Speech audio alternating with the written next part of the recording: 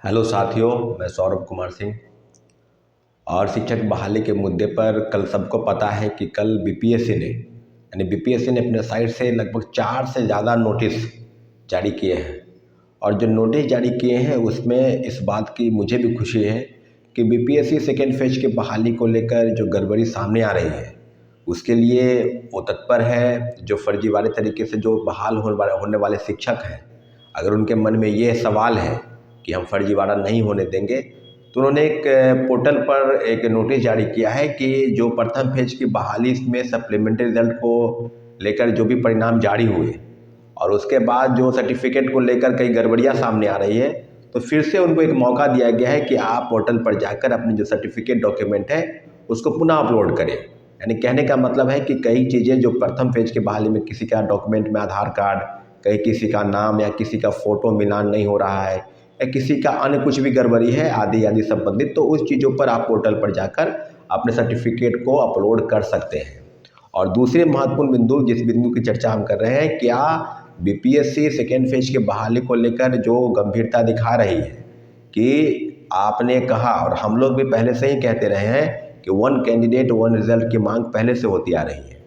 तो BPSC chairman sir का स्पष्ट कहना था कि वन कैंडिडेट वन रिजल्ट हम नहीं देंगे, क्योंकि कई मामलों में मेरिट वाले जो लोग अगर अप्लाई करते हैं, 9th-10th में भी करते हैं या +2 में करते हैं या फिर 1 to 5 में करते हैं, तो अगर उनका रिजल्ट सब जगह पर आता है तो ये बातें प्रोसेस में तरफ होगी और रिजल्ट उनका सभी जगहों पर आएगा। लेकिन दूसरी तरफ हम लोग का भी मानना यही था कि अगर कोई व्यक्ति अगर 6 to 8 में अगर जाके डीवी करा लेता है तो वहीं पर उसका लॉक हो जाएगा। तो अगर वो इंतज़ार कर रहा है 9th-10th का रिजल्ट का या +2 यानी 10+2 का इंतज़ार कर रहा है, तो अगर आएगा तो फिर वहाँ भी चला जाएगा। तो इस तरह की चीज़ें होंगी, तो उन्होंने कहा है कि सभी जगहों पर आप अपने रिजल्ट का इंतज़ार कर ले, चाहे आपने 2 से ज़्यादा परीक्षाएं दी हैं, 3 दी है या चारों परीक्षाएं दी है। तो मुझे लगता है कि उसके बाद अपना डॉक्यूमेंट का वेरिफिकेशन जो जिला स्तर पर चल रहा है उस पर जाकर कराएं। तो कहीं ना कहीं जो प्रथम फेज की बहाली में जो गड़बड़ी हुई और जो परिणाम उसका ये आया कि मल्टीपल रिजल्ट वाले कई जगहों से निकाले गए और उसकी संख्या लगभग 5-6 हज़ार के आसपास थी, जिस पर गंभीर परिणाम उन लोगों को भुगतना पड़ा जो वाकई में मेरिट वाले थे या कट ऑफ के पास थे या कट ऑफ से 1-2 नंबर नीचे थे। तो इस बात की मुझे बेहद खुशी है और शिक्षक अभ्यर्थी भी इस बात से अब खुश हैं कि दूसरी तरफ बीपीएससी ने इस तरह के संज्ञान सेकेंड फेज की बहाली में लिया है। लेकिन साथियों, दूसरी तरफ एक और नोटिस आया है कि कुछ न्यूज़ चैनल यानी यूट्यूबर को और 1-2 पत्र पत्रिका यानी समाचार पत्रों को भी नोटिस हुआ है कि आप बीपीएससी के खिलाफ कार्रवाई की बात उन्होंने की है। इसके पहले भी बीपीएससी ने लगभग कई, मुझे लगता है कि सैकड़ों छात्रों के साथ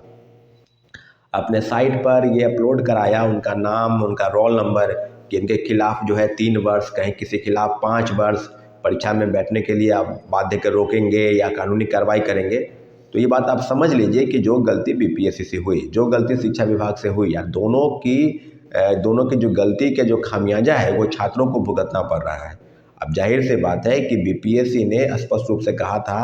अपने ग्रीवांसेस सेल में कि जो परिणाम, यानी कहने का मतलब कि जो जो प्रॉब्लम क्रिएट हो रहा है, जो शिक्षक अभ्यर्थियों के साथ जो हो रहा है, तो उसको आप अपने साइट पर लाकर आप बताएं या एफिडेविट के साथ उसको सबमिट करें। तो सबमिट करने के बाद जो प्रॉब्लम क्रिएट यहाँ सॉल्यूशन होने के बजाय उनके खिलाफ कार्रवाई की ही बात हुई है। और कार्रवाई के लिए इस तरह की चीज़ें, कई अभ्यर्थी ऐसे हैं जिसका सेकेंड फेज के बहाली में रिजल्ट भी आ गया है और उनका रोल नंबर भी ये है कि इनके खिलाफ कार्रवाई चल रही है।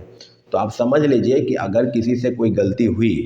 अगर किसी ने जानबूझकर अफवाह उड़ाया है या इस तरह की चीज़ों को करने का प्रयास किया, तो जाहिर सी बात है इसके खिलाफ कार्रवाई होनी चाहिए। मैं इसका समर्थन करता हूँ। लेकिन अगर किसी शिक्षक अभ्यर्थी द्वारा या प्रॉब्लम क्रिएट हुआ या किसी तरह की परेशानी हुई, तो वो निश्चित रूप से कट ऑफ को लेकर जो सवाल था या अपना जो ओएमआर शीट में मार्क्स को लेकर जो सवाल था कि मेरा इतना मार्क्स आ रहा है और बीपीएससी इतना बता रही है, तो जो ग्रीवांसेस सेल में जो एप्लीकेशन डाले गए और उनके खिलाफ ही कार्रवाई हो जाए, तो मुझे लगता है कि बीपीएससी को इन सब चीज़ों से निश्चित रूप से बचना चाहिए। क्योंकि अभ्यर्थियों की एक मांग रही, अभ्यर्थियों की डिमांड पर आपने पोर्टल पर उसका जो एप्लीकेशन है शपथ पत्र के साथ वो लिया और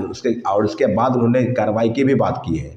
तो मुझे लगता है कि बीपीएससी पर 1 लाख से ज़्यादा आवेदन पत्र दिए गए और काफ़ी चीज़ें हैं जिसको गंभीरता से करने के सवाल को लेकर जो जवाब है बीपीएससी की तरफ से, वो काफ़ी चीज़ें आई हैं। आप देखेंगे हिंदी के पेपर जो हैं उनको हटा दिया गया, सेकेंड फेज की बहाली में कई लोग काफ़ी मेहनत किए थे। जैसे कि प्रथम फेज की बहाली में था कि सब लोगों के पास वो बातें थी कि हिंदी पे पेपर या अंग्रेजी यानी भाषा के जो पेपर है, तो ये बात कैसे सिद्ध होगा कि भाई कि शिक्षक बहाली में प्रथम फेज में हिंदी और भाषा के ज्ञान जानकारी होना चाहिए और सेकेंड फेज में नहीं होना चाहिए। कट ऑफ को लेकर भी काफ़ी घमासान मचा हुआ है। तो इस बात के लिए कि क्या कट ऑफ इतना हाई जाना है, क्योंकि कोई विषय का कट ऑफ 80 से कम है ही नहीं।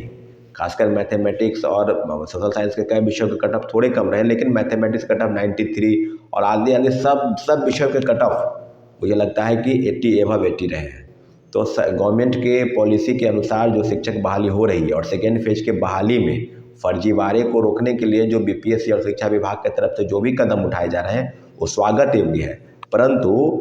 पूरक परिणाम को लेकर हम लोग की जो लड़ाई है प्रथम फेज की, उसको अब आगे तक बढ़ाने के लिए हम लोगों ने कोर्ट केस जाने की जो तैयारी चल रही है, तो सभी साथियों से आग्रह है कि अपना डॉक्यूमेंट जो है Aadhaar card document, admit card,